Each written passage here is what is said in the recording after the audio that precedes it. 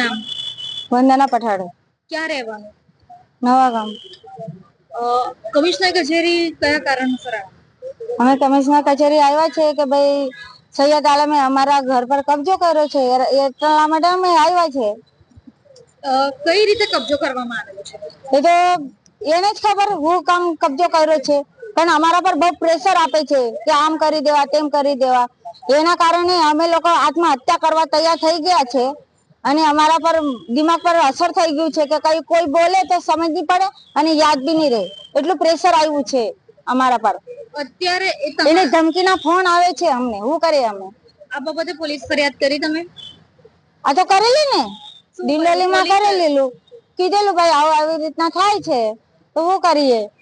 તો પોલીસે શું કર્યું? પોલીસે કીધું કઈ નહીં ભાઈ, લખી લીધું છે, ખાલી અરજી લખી છે, બાકી તો કઈ થયું નહીં હજી લગી.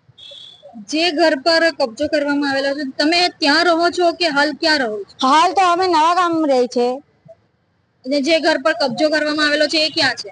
એ તો ક્રિસ્ટલ હોમ છે. ત્યાં અમે લોકો ગયેલા રેવા કે ચાલ ભાઈ અમારા ઘરમાં અમને રેવા દો, તમે જાઓ. પછી તો અમારા ઘર પર કબજો તો કર્યો, પછી અમને જ મારીને ત્યાંથી ભગાવ્યું. કોને ભગાવ્યા? પેલા એ જ હું છે એનું નામ સૈયદ આલમે 50 લોકો લઈ આવ્યા. હમણાં લેડીઝ લોકોને માર્યા. મારી બહુ સુવાડ છે, એને સીઝર થયું છે, અમને માર્યા તો અમે લોકો ત્યાં ગયા પોલીસ સ્ટેશનમાં.